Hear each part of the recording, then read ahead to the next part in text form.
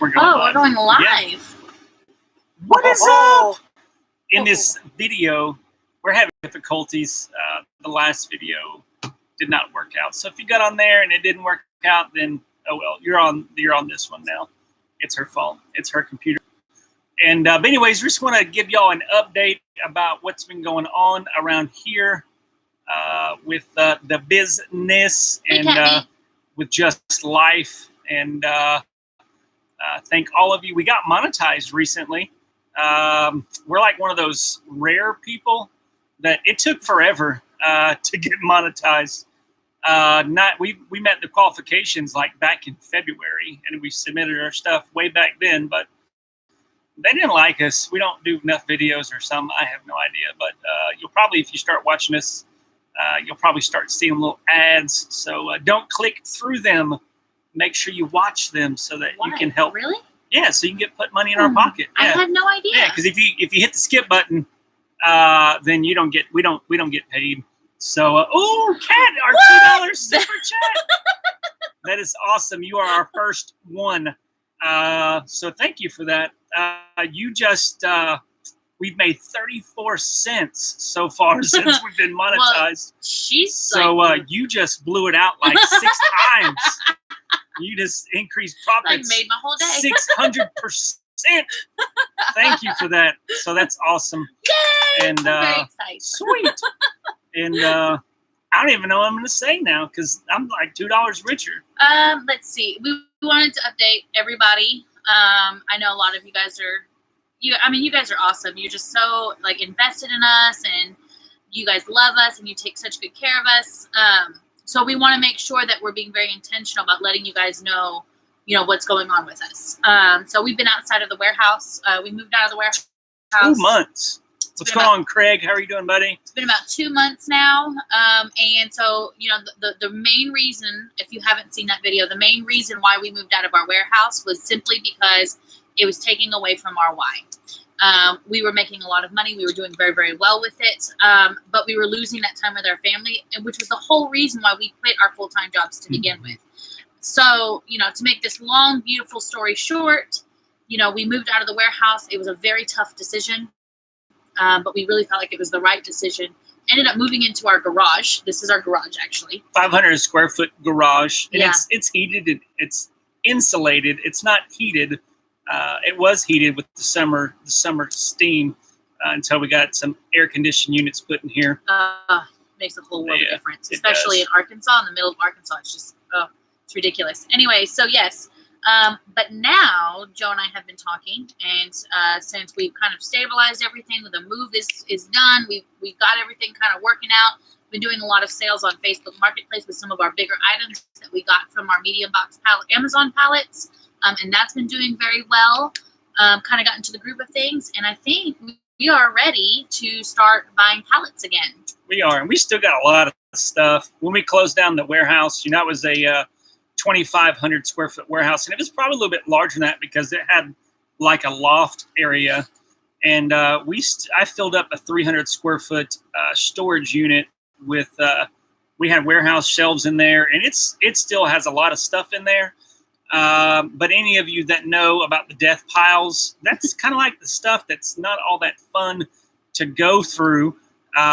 So we've got a lot of that left. We have a storage death pile. We have a death storage. Yeah, but we got lots of stuff in there, lots of cool stuff. We've been selling a lot of it, like Jessica said, on Facebook, and we're in a good area. Actually, a lot of people have very negative experiences with Facebook. We don't. It is a death unit. Yeah. And like for us, mostly everybody shows up. I think I've only had one person that said that they were going to come that didn't come when they said they were, but I just talked to the next person and they were there in 30 minutes to pick up the stuff. Mm-hmm. But mostly, I don't know, it could be just the area. I know a lot of people do well with Facebook, but we sell a lot of stuff on Facebook. We've sold a couple $100 this week on Facebook. Jessica's kind of been doing that because I got kicked off Facebook Marketplace.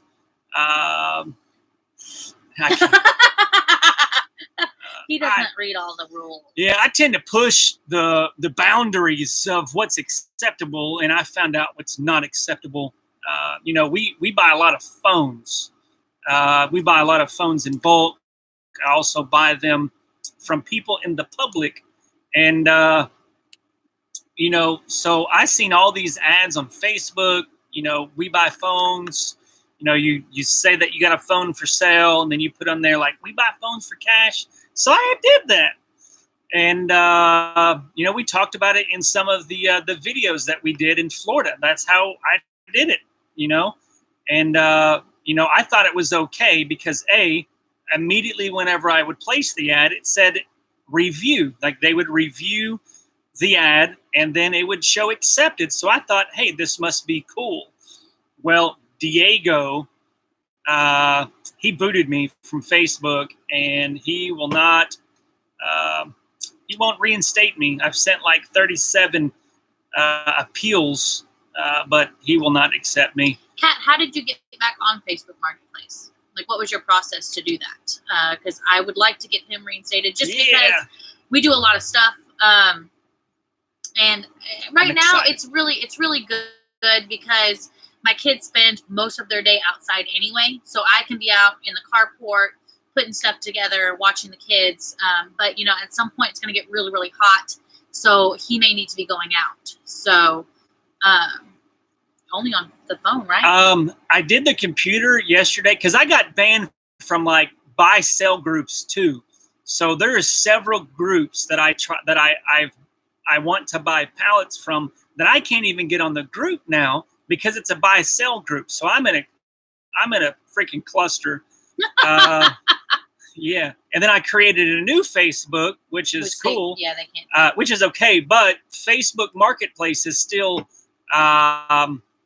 what's it called? When you test something and beta, it's still in beta. So it's not accepting anybody. Like if you create new accounts. Yeah. I guess we all go through the process. Sucks. And I'm like, man, this sucks. I was just getting to where, we were making a couple $100 extra profit a week from buying that, which, we place. I'm not placing any ads right now, but we also have our Conway resale Facebook page where we've got like 1,000 people that like it. You can post. I don't know if I turn British for a second. Yeah. You can y'all hear us all right? Because our microphone thingy, maybe we're too far away. I see like I think they're doing okay. But we post ads from our Facebook page, so we do have some success from that. And Craig, you said you got some. You sell exercise equipment. You went and picked it up. I guess it's what you did. That's a long drive. I mean, hopefully it's elliptical. You made some good money, or else you wouldn't have done it. So that's cool. Let us know how your experience was with that, because I'm interested to know. Like the how did you flip it, and how well did you do with that? So, Kat, you did it from your own computer or from at somebody else's computer? Because I did it for the first time yesterday in a computer, and Diego denied me once again. Diego. He is my arch nemesis. I'm like, can I get somebody besides Diego to review this, please? Because he's not hearing me out.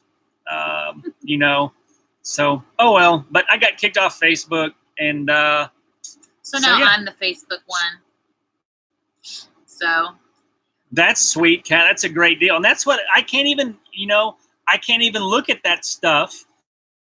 I can't even. There's all kinds of deals of people wanting to sell stuff, but I got to get on her Facebook, and then she's got people messaging her, and she's like, "What are you talking about? I didn't message you."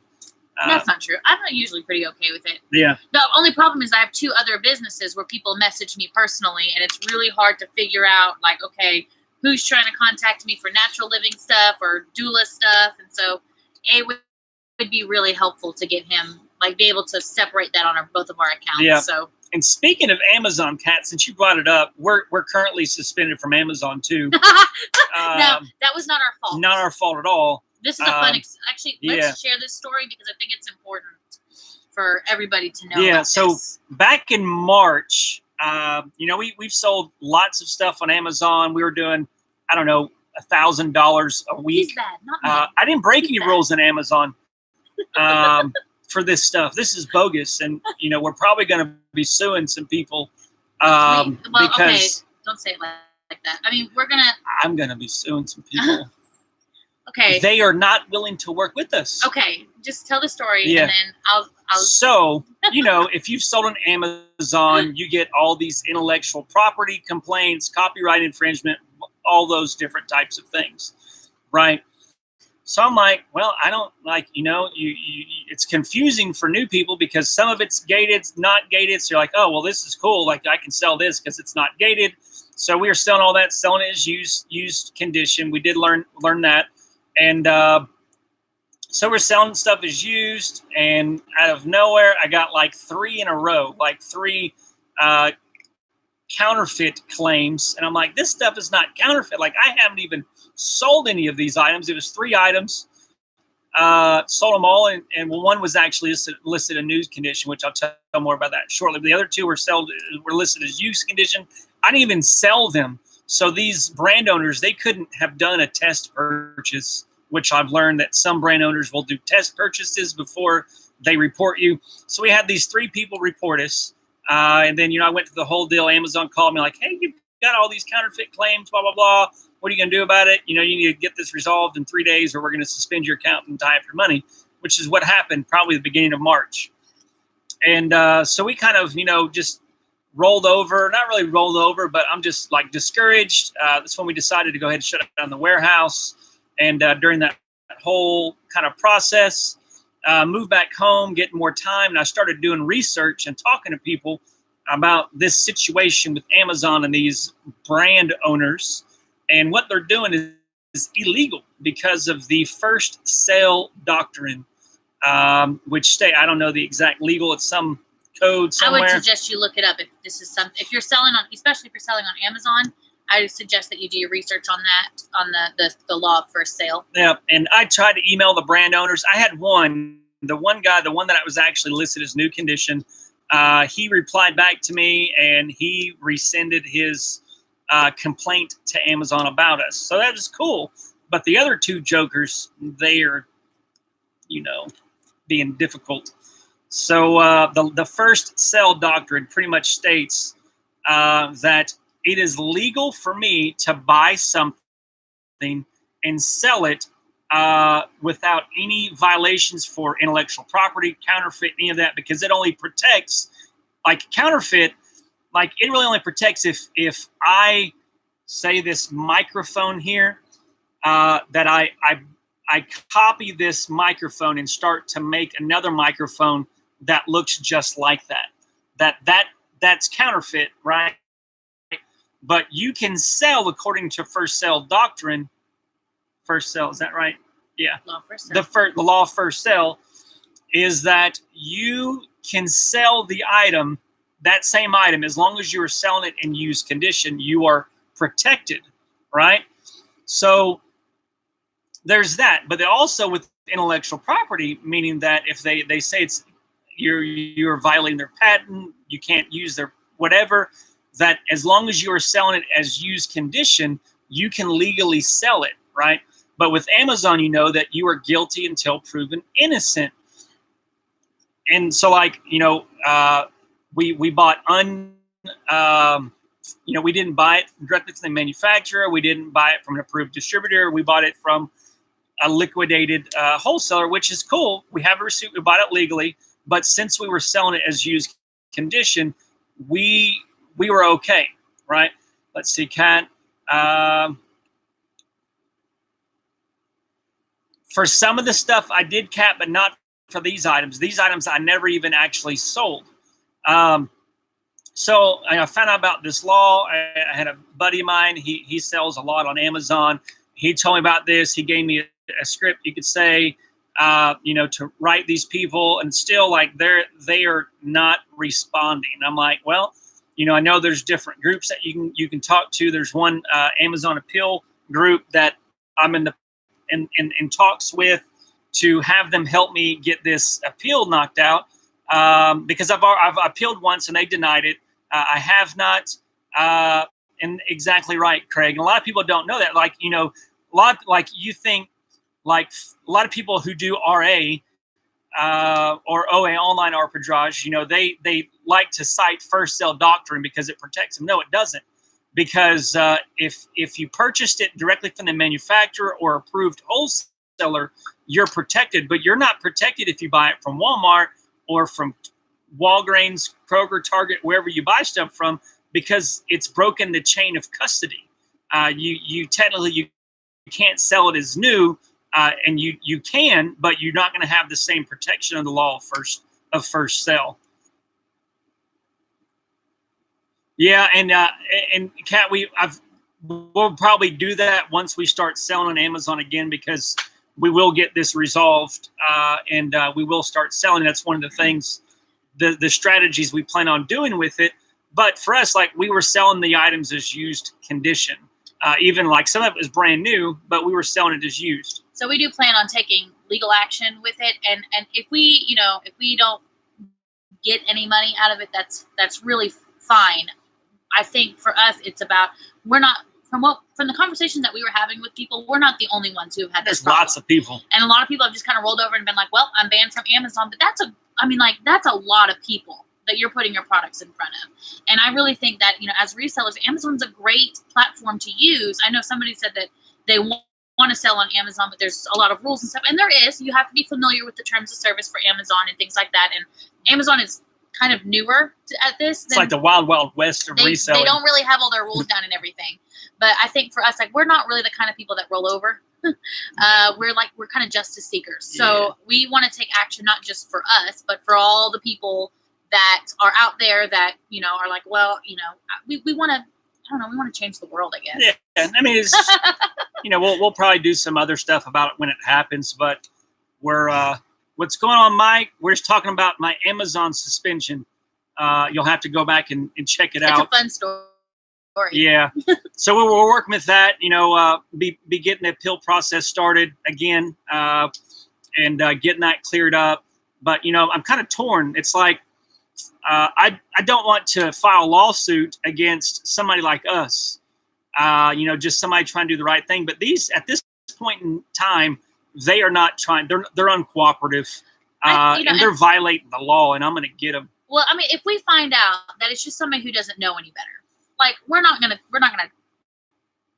whatever. But I do think that taking legal action is the right course, because it's actually it's gonna gain attention from some people. Like, somebody needs to look at this. And there's a large, I wouldn't say a large, but there's an increasing number of court cases that are involving this sale, that the courts are citing in favor of people like me and Jessica, who are protected under the law of first sale.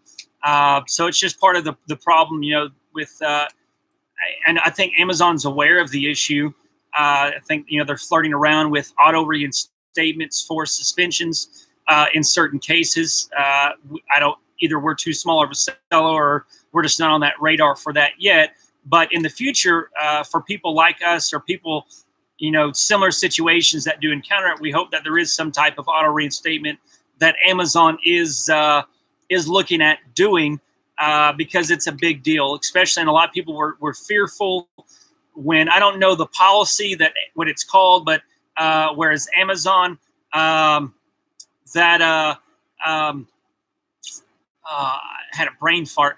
The policy that around Amazon, where brand owners can report people on their listing, that they can automatically boot them without actually having to report it to Amazon. I feel like Amazon realized that, they're trying to fix some of that stuff, but it is where we are right now. And we're getting that resolved, and hopes to get it resolved, just because it's a big part of our business plan. It's a lot easier to sell this stuff on Amazon than it is on eBay, because you don't have to take pictures. You can just send it to Amazon, especially with large goods that it's expensive shipping it yourself. But if you've done Amazon FBA, you can ship a big item to Amazon for a lot less.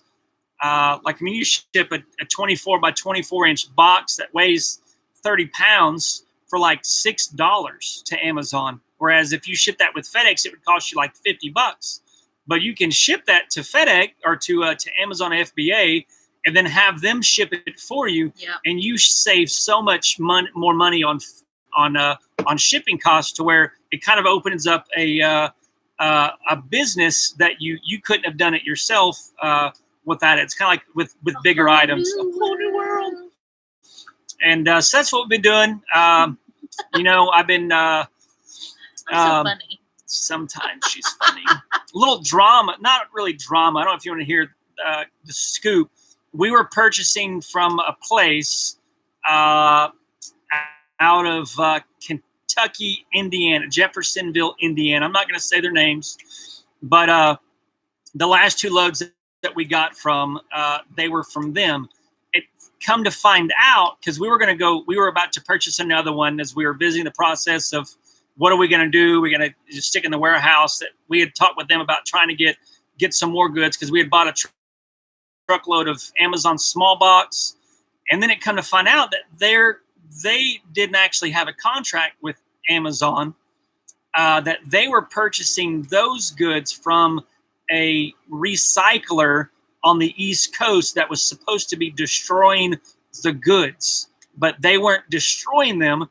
They were selling them, which is why we were able to get them for such a good deal.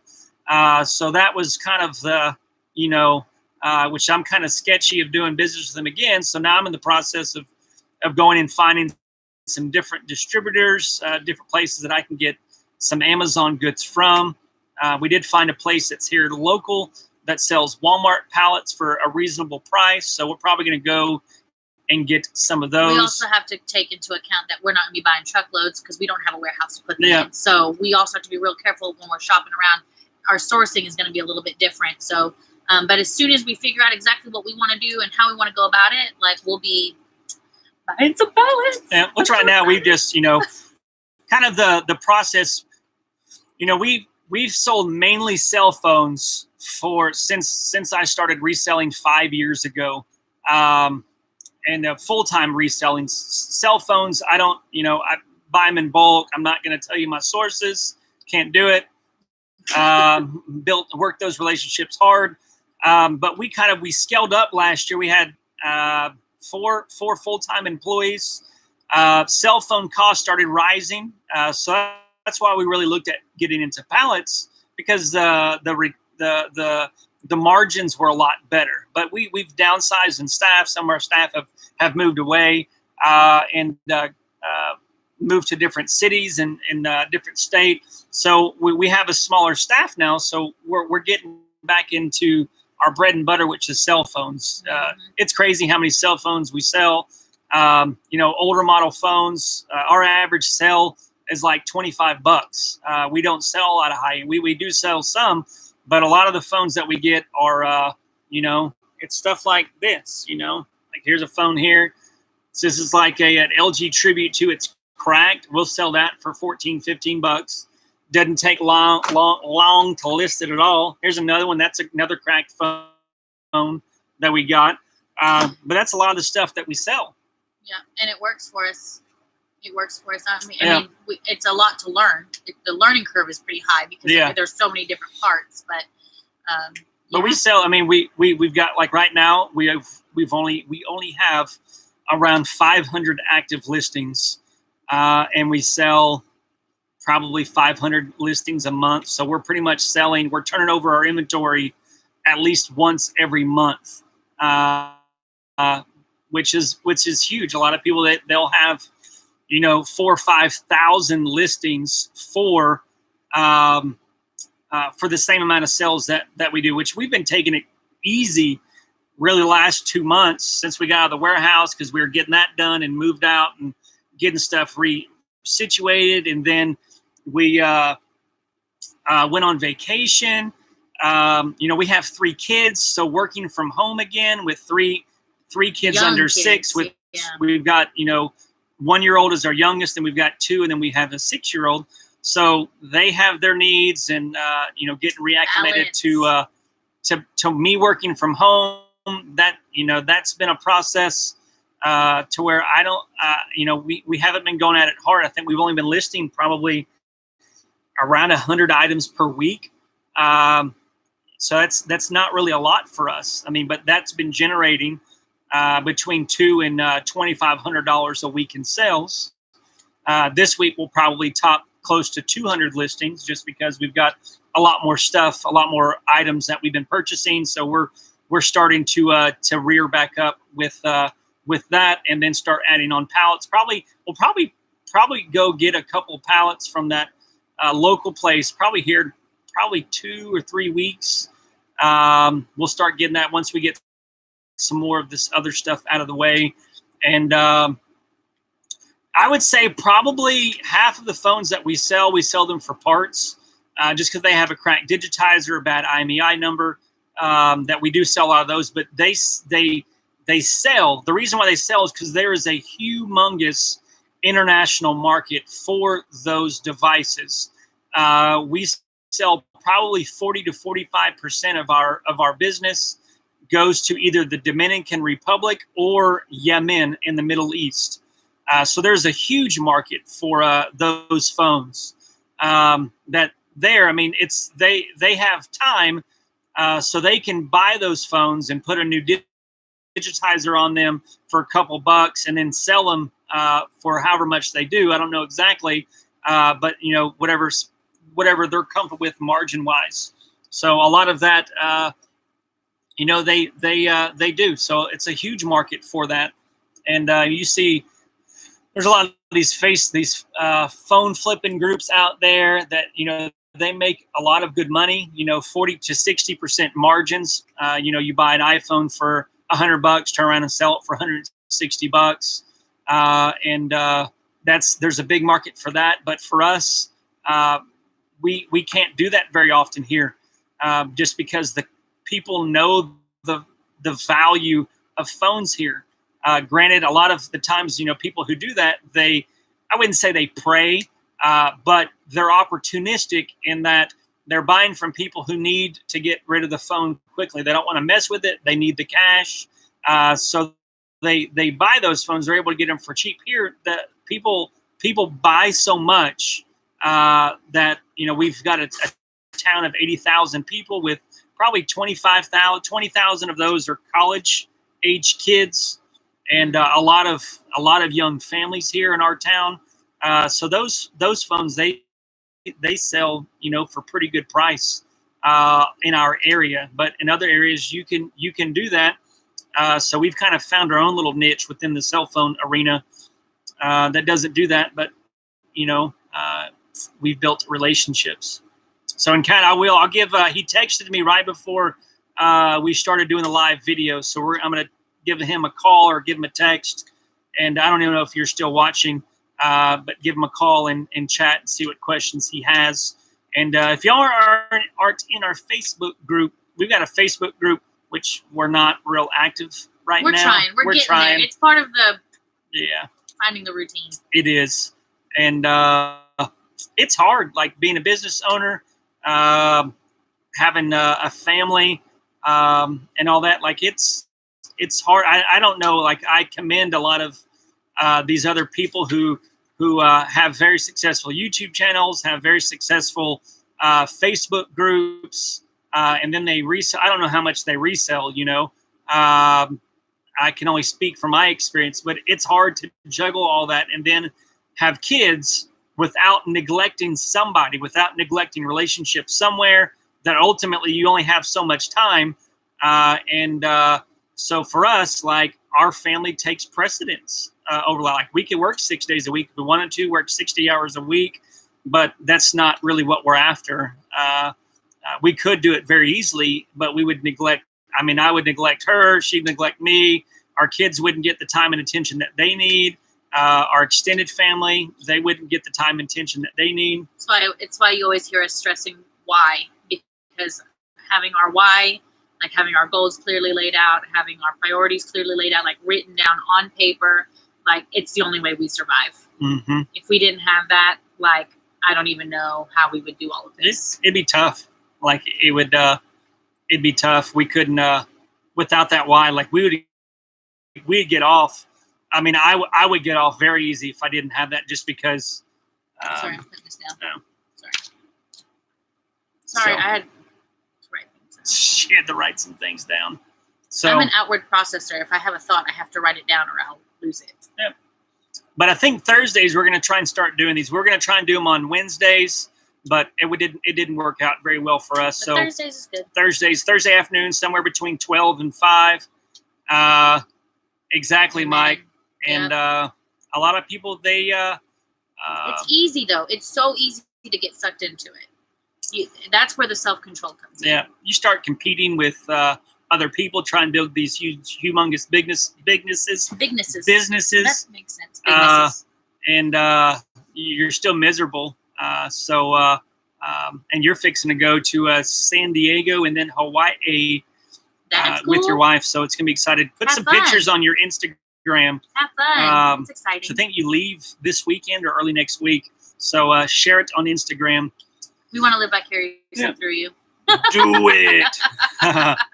But we're going to jump off of here and get out the rest of our day. We try not to keep it more than 30 minutes just because we value your time and value our time. And but we'll put the link to our Facebook group in the video after this is up so you can come back and check that out. And that's all we got. Hit that thumbs up button if you haven't already. If you have any questions, go ahead and comment them or reach out to us on our Facebook group. I know that sometimes maybe we didn't get to it or whatever happened. Like I want to make sure that we answer all of y'all's questions. So appreciate y'all tuning in. Those that have been in this live stream for the duration, we appreciate y'all, and y'all are a big encouragement to us. Peace. Bye, everybody.